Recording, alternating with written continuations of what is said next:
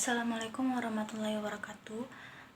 Perkenalkan, saya Makfara Yulista dengan nomor BP 1910621019.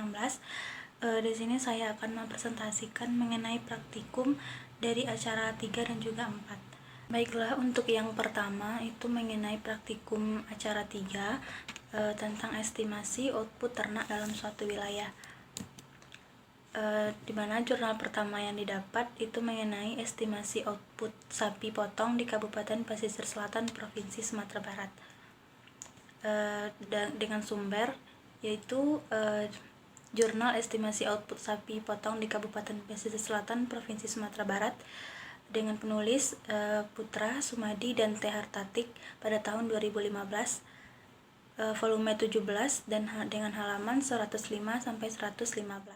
Dengan latar belakang yaitu Kabupaten Pesisir Selatan ini merupakan salah satu daerah pengembangan sapi lokal yang dikenal dengan sebutan sapi pesisir. Populasi sapi di Kabupaten Pesisir Selatan ini mencapai 78.322 ekor. Menurut Harjo Subroto pada tahun 1992 menyatakan bahwa penelitian estimasi output adalah untuk mengetahui pola pembiakan dari suatu ternak di suatu daerah. Output sangat dipengaruhi oleh besarnya natural increase atau NI. Berdasarkan uraian di atas, maka dipandang perlu untuk melakukan penelitian untuk mengidentifikasi komposisi sapi potong yang dapat dikeluarkan atau yang merupakan potensi ataupun output setiap tahunnya di Kabupaten Pesisir Selatan ini, serta untuk mengidentifikasikan dinamika populasi sapi potong. Selanjutnya, tujuan dari penelitian ini adalah bertujuan untuk mengidentifikasikan produktivitas sapi potong di Kabupaten Pesisir Selatan, Provinsi Sumatera Barat dalam menghasilkan bibit sapi potong dan kelayakan daerah tersebut sebagai sumber sapi potong di Provinsi Sumatera Barat. Kemudian metode dari penelitian ini telah dilaksanakan di Kabupaten Pesisir Selatan, yaitu Provinsi Sumatera Barat dari bulan Agustus 2013 sampai November 2013. Materi yang digunakan pada penelitian ini adalah petani yang memiliki ternak sapi sebagai responden serta ternak sapi yang tersebar di 3 kecamatan, yaitu 411 responden dari Kecamatan Linggosari Baganti, 274 responden dari Kecamatan Batang Kapas, dan 332 responden dari Kecamatan Bayang. Jumlah ternak sapi yang digunakan dalam penelitian ini yaitu 677 ekor sapi Bali, 39 ekor sapi PO, 197 ekor sapi Simpo atau silangan simental dan juga PO, 33 ekor sapi Simpes atau persilangan simental dengan pesisir, dan 2.306 ekor sapi pesisir dan 6 ekor sapi limpo. Penelitian ini bersifat deskriptif analitis dengan metode survei untuk mengumpulkan data primer dan juga sekunder. Cara wawancaranya yaitu dengan mewawancarai peternak responden, sedangkan data sekundernya itu diambil dari Dinas Peternakan di Kabupaten Pesisir Selatan. Selanjutnya mengenai analisis data. Estimasi output diperoleh dari analisis pada setiap populasi dengan cara dihitung berdasarkan jumlah ternak yang tersingkirkan tiap tahunnya dan jumlah sisa ternak pengganti.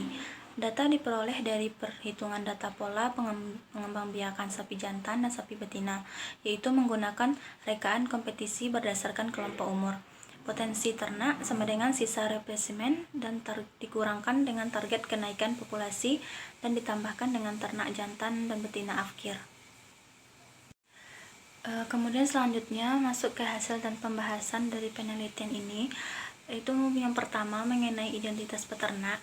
Identitas peternak ini masih dalam usia produktif dan cukup berpengalaman dalam mengelola peternakan, sehingga dapat memecahkan masalah dalam mengelola peternakan sapi potong sesuai dengan kondisi setempat. Kemudian tingkat pendidikan peternak di Kabupaten Pesisir Selatan ini sangat bervariasi. Lebih dari 50% peternak sudah menempuh pendidikan 9 tahun, sehingga inovasi-inovasi dalam pengembangan peternakan itu sangat mudah diterapkan di lokasi penelitian ini. Kemudian sebagian besar peternak itu berprofesi sebagai petani, sehingga kondisi ini merupakan aset yang positif untuk mendukung keberhasilan tani ternak potong di Kabupaten Pesisir Selatan, Provinsi. Kemudian selanjutnya tentang mutasi sapi potong.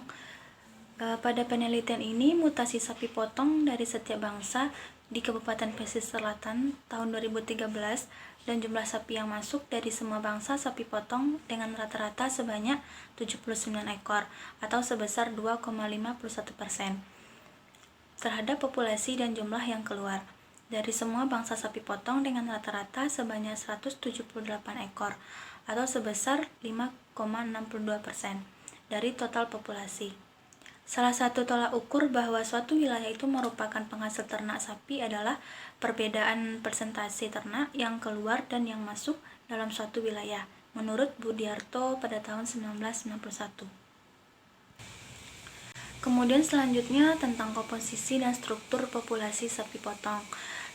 Komposisi dan struktur populasi sapi potong ini dari setiap bangsa itu di Kabupaten Pesisir Selatan tahun 2013 menunjukkan bahwa komposisi sapi potong sebagian besar adalah sapi pesisir, yaitu sebanyak 70,78%.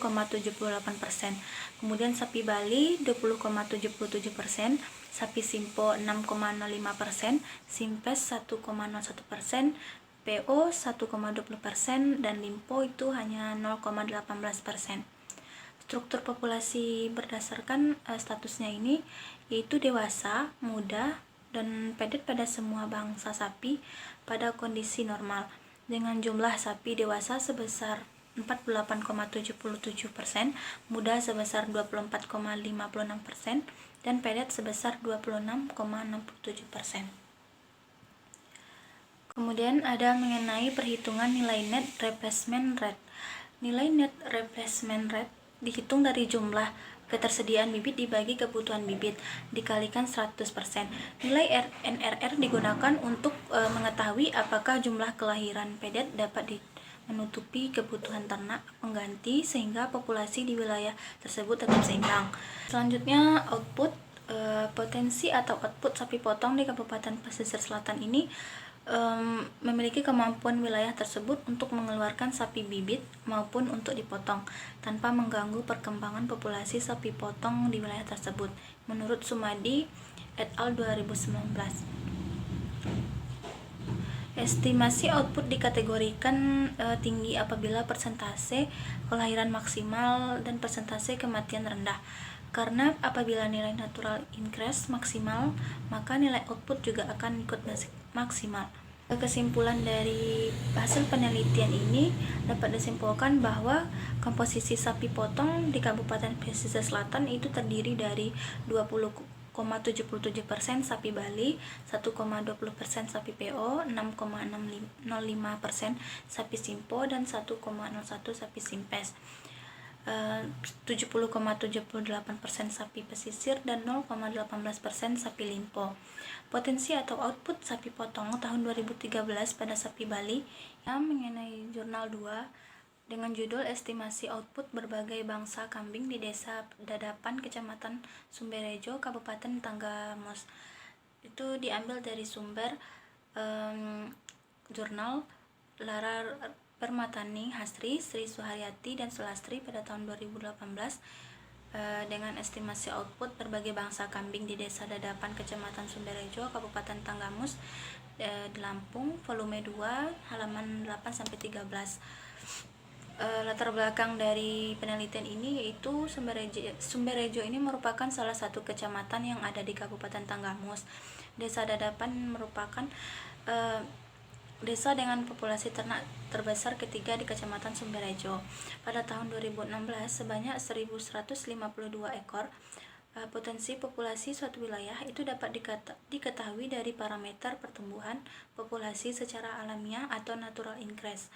Kemampuan wilayah dalam menyediakan ternak pengganti dari wilayahnya sendiri itu atau net replacement rate dan kemampuannya mengeluarkan ternak sisa ternak pengganti dan ternak afkir atau output. Kemudian tujuan dari penelitian ini untuk mengetahui nilai kenaikan alami net replacement rate atau NRR dan output pada masing-masing bangsa kambing di Desa Dadapan, Kecamatan Sumberjo, Kabupaten Tanggamus. Metode yang dilakukan dalam penelitian ini dilaksanakan itu di Desa Dadapan, Kecamatan Sumberjo, Kabupaten Tanggamus, Provinsi Lampung, mulai Juni sampai dengan Agustus 2017. Kemudian metode yang dilakukan itu metode survei dengan teknik pengambilan data secara sensus, sehingga semua kambing milik peternak yang ada di Desa Dadapan itu digunakan sebagai sampel. Kemudian penelitian ini dilakukan melalui wawancara terhadap responden yang merupakan peternak kambing. Kemudian ada analisis data. Analisis data yang diamati yaitu jumlah kambing dewasanya, kambing muda, CMP per bangsa kambing. Kemudian ada jumlah induk melahirkan selama setahun, jumlah kelahiran CMP jantan dan betina. Kemudian ada jumlah ternak mati selama setahun, manajemen pemeliharaannya masing-masing. Peternak reproduksi meliputi umur pertama kali dikawinkan, umur melahirkan pertama kali, little size, jenis kelamin pada setiap kelahiran. Kemudian ada jarak antara kelahiran, lama tetua jantan dan betina yang digunakan untuk pembiakan. Kemudian ada sistem perkawinannya seperti apa. Dan terakhir itu data struktur populasi dan data reproduksi yang digunakan untuk menghitung nilai NI. Kemudian masuk ke hasil dan pembahasannya, itu mengenai yang pertama identitas peternak, umur peternak dan pengalaman peternak. Hasil penelitian itu menunjukkan rata-rata umur peternak kambing PE 41,69 tahun, kambing Rambon itu 43,78 tahun, dan kambing Saburai itu 44,20 tahun. Umur peternak tertinggi pada kambing Burawa yaitu 45,78 tahun, masih tergolong usia produktif. Kemudian hasil penelitian ini menunjukkan rata-rata pendidikan terakhir yang ditempuh oleh peternak itu di Desa Dadapan yaitu lulusan SD.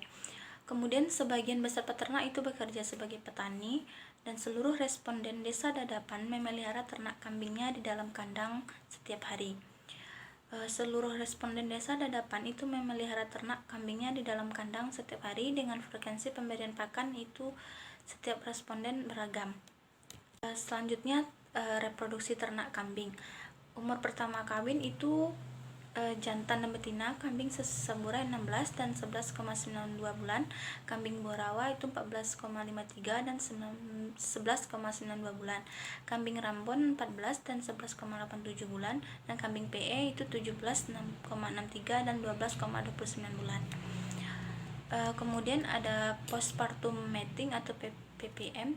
Hasil penelitian menunjukkan bahwa PPM atau perkawinan kembali setelah beranak kambing Saburai 2,82 atau kurang lebih 0,72 bulan, kambing Borawa 2,49 kurang lebih 0,56, kambing Rambon 2,82 kurang lebih 0,67, dan kambing PE 2,98 kurang lebih 0,77.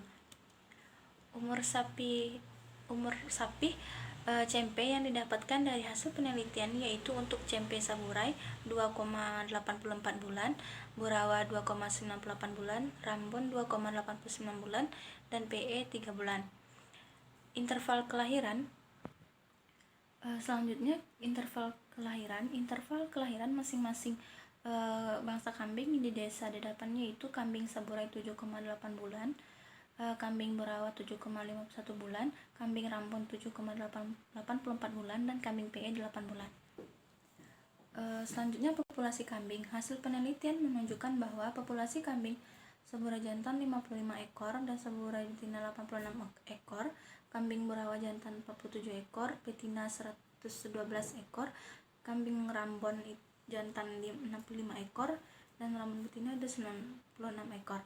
Struktur populasi dipengaruhi oleh perbandingan ternak jantan dan betina dewasa dalam populasi, lamanya penggunaan ternak jantan dan betina dewasa dalam populasi, dan sistem perkawinan. Kemudian ada natural increase. Natural increase ini di wilayah penelitian termasuk dalam kelas tinggi. Nilai NI kambing Saburai 26,84%, kambing Borawa 11,32%, kambing Rambon 24,22%, dan kambing PE 19,53%.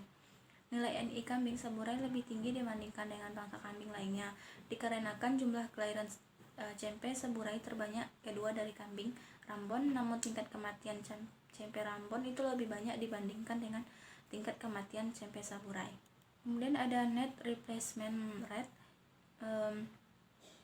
nilai NRR kambing saburai, burawa, Rambon dan juga PE jantan betina itu lebih besar dari 100%. Hal ini mengartikan bahwa desa Dadapan itu mampu menyediakan calon ternak jantan dan betina sebagai pengganti sendiri. Kemudian ada estimasi outputnya. Berdasarkan hasil penelitian itu menunjukkan bahwa desa Dadapan mampu mengeluarkan ternak kambing jantan dan betina. Komposisi output ternak itu tergantung dari beberapa persen ternak yang harus disingkirkan dan dapat diganti dari ternak yang baru yang berasal dari ternak muda. Itu menurut Harjo Subroto pada tahun 1994. Kesimpulan dari penelitian ini, yang pertama itu nilai natural increase dari urutan tertinggi dan terendah terdapat pada kambing saburai, kambing Rambon, kambing PE dan juga terakhir kambing saburai. Yang kedua, kambing saburai ini memiliki nilai net replacement rate atau NRR jantan dan betina tertinggi, dilanjutkan dengan kambing Rambon, kambing PE, kemudian ada kambing burawa. Kemudian output tiap-tiap bangsa kambing di desa Dadapan ini dari yang tertinggi yaitu pada kambing saburai, kemudian diikuti oleh nilai output kambing Rambon, kambing PE, dan terakhir itu ada burawa. Kemudian selanjutnya tentang jurnal 3 dengan judul Estimasi Output Sapi Potong di Kabupaten Banyuasin, Provinsi Sumatera Selatan. Itu diambil dari penelitian A.E. Susanti, E. Ngadiono, dan Sumadi pada tahun 2015 dengan judul Estimasi Output Sapi Potong di Kabupaten Banyuasin, Provinsi Sumatera Selatan, Palembang, Jurnal Peternakan Sriwijaya, volume 4, nomor 2 dengan halaman 17-28. Belakang dari penelitian ini, Kabupaten Banyuasin itu merupakan salah satu sentra pengembangan sapi potong di Sumatera Selatan. Populasi sapi potong di kabupaten ini pada tahun 2013 itu sejumlah 29.905 ekor dan merupakan kabupaten dengan jumlah populasi sapi potong tertinggi kedua. Kemudian penelitian ini bertujuan untuk mengetahui output sapi potong di lahan pasang surut Kabupaten Banyuasin. Penelitian estimasi output ini memberikan gambaran mengenai produktivitas sapi potong di lahan rawa pasang surut dan dapat dijadikan sebagai titik dasar dalam melakukan perencanaan ataupun pengembangan peternakan di Kabupaten Banyuasin. Metode yang digunakan itu dilakukan di Kabupaten Banyuasin, Provinsi Sumatera Selatan selama 4 bulan.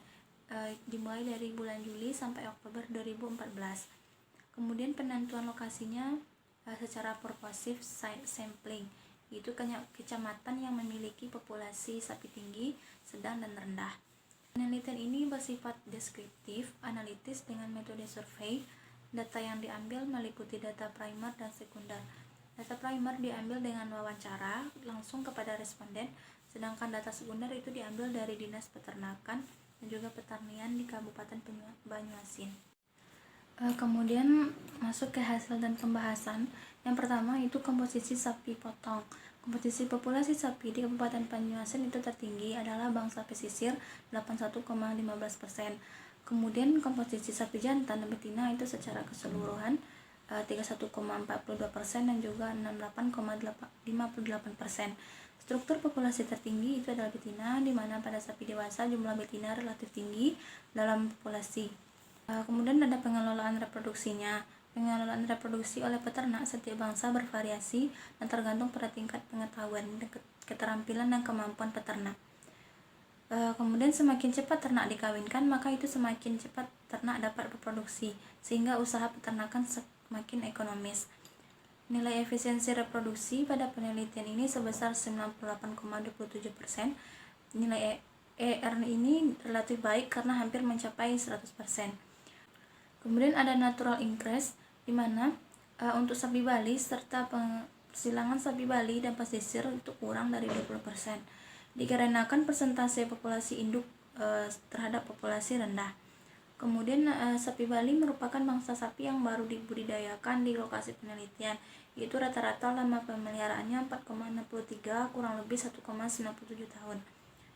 Nilai natural increase pada persilangan sapi Bali dan pesisir tinggi disebabkan karena tidak adanya kematian ternak.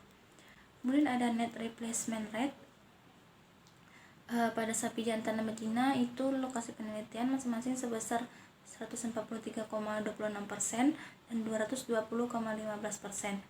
Sehingga untuk semua bangsa pada tahun 2014 itu terdapat surplus ternak atau ketersediaan ternak sebesar 43,26% jantan dan betina 120,15%. Kemudian ada outputnya, persentase dan komposisi sapi potong itu dapat dikeluarkan atau potensi sapi potong yang dapat dikeluarkan tanpa mengganggu populasi yang ada sebesar 24,30%, setara 7.267 ekor.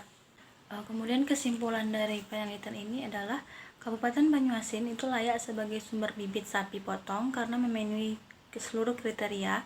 Kemudian ada nilai naturalnya, natural increase positif yaitu 24,39%, nilai NRR itu lebih 100% yaitu jantan 143,26%,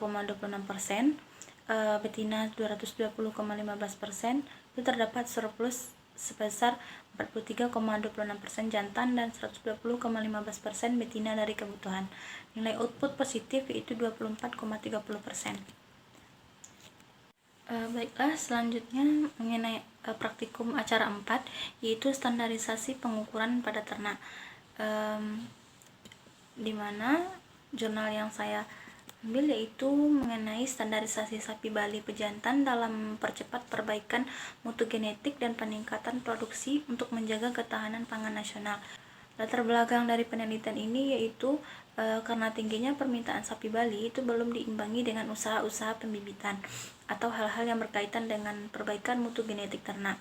Ternak sapi Bali itu memiliki masalah utama dalam upaya pengembangannya, rendahnya kualitas bibit yang ditenggarai akibat dari kejadian inbreeding atau manajemen pemeliharaan. Kemudian dengan adanya SNI itu dapat dimaksudkan sebagai upaya untuk meningkatkan jaminan mutu ternak. Metode penelitian yang digunakan di mana tempat dan waktu kegiatan dilakukan di Unit Pelaksanaan Teknis atau UPT Balai Inseminasi Buatan Daerah Provinsi Bali. Pelaksanaannya selama 1 bulan mulai tanggal 17 Mei sampai 17 Juni. Kemudian 2021. Kemudian metode pelaksanaannya itu mengumpulkan data secara observasi, wawancara, dan juga studi pustaka. Tujuan dilakukan penelitian ini adalah untuk mengetahui asal-usul sapi Bali pejantan, kondisi kesehatan pejantan, penampilan, dan mengukur kuantitatif individu berupa tinggi gumba, panjang badan, lingkar dada, lingkar skrotum, dan berat badannya. Kemudian masuk ke hasil dan pembahasan. Yang pertama itu mengenai penampilan fisik sapi Bali untuk pejantan. Sapi Bali itu mempunyai ciri-ciri khusus, antara lain warna bulunya merah bata, tetapi yang jantan dewasa itu berubah menjadi hitam. Itu menurut Hatjo Subroto pada tahun 1994. Satu karakter lain yakni perubahan warna sapi jantan kebirian dari warna hitam kembali pada warna semula, yakni coklat muda keemasan, yang diduga karena makin tersedianya hormon testosteron sebagai hasil produk testes. Kemudian ada manajemen penggemukan sapi Bali pejantan. Pemeliharaan sapi Bali itu sebagai pemacak pada umumnya menggunakan 3 sistem, yaitu sistem intensif, semi-intensif, dan ekstensif. Perbedaan dari ketiga sistem pemeliharaan tersebut terletak pada cara pemberian pakan, tata laksana pemeliharaan, dan perawatan sapinya. Pengamatan kualitatif itu dapat bahwa sapi Bali pejantan keseluruhan yang ada di UPT memiliki warna hitam, kaki berwarna putih, pantat berwarna putih, ujung ekor hitam, tanduk hitam, dan ciri-ciri lainnya itu masih sesuai dengan standar pada syarat SNI. Pada keseluruhannya itu sapi Bali pejantan yang ada di UPT Provinsi Bali hanya 9 sapi Bali pejantan yang diberikan sertifikasi produk penggunaan tanda SNI oleh manajer Puncak Lembaga Sertifikasi Produk Benih dan Bibit Ternak, Direktorat Jenderal Peternakan dan Kesehatan Hewan. Berikut contoh tabel persyaratan minimum kuantitatif sapi Bali pejantan berdasarkan SNI. Itu dapat kesimpulan dari penelitian ini, berdasarkan hasil penelitian itu dapat disimpulkan bahwa secara umum sapi Bali pejantan di UPT BIBD Provinsi Bali itu memenuhi standar SNI, yaitu asal-usul pejantan sudah jelas, kondisi kesehatannya pun secara umum dalam keadaan sehat, penampilan kualitatif ataupun kuantitatif individu pejantan sesuai SNI, kecuali pada sapi Bali pejantan dengan kode 11.240 itu dengan lingkar skrotum 25 cm di bawah standar SNI yaitu 26 cm untuk usia 24-36 bulan. Baiklah, sekian hasil presentasi mengenai praktikum acara 3 dan 4 dari saya. Saya sudahi. Assalamualaikum warahmatullahi wabarakatuh.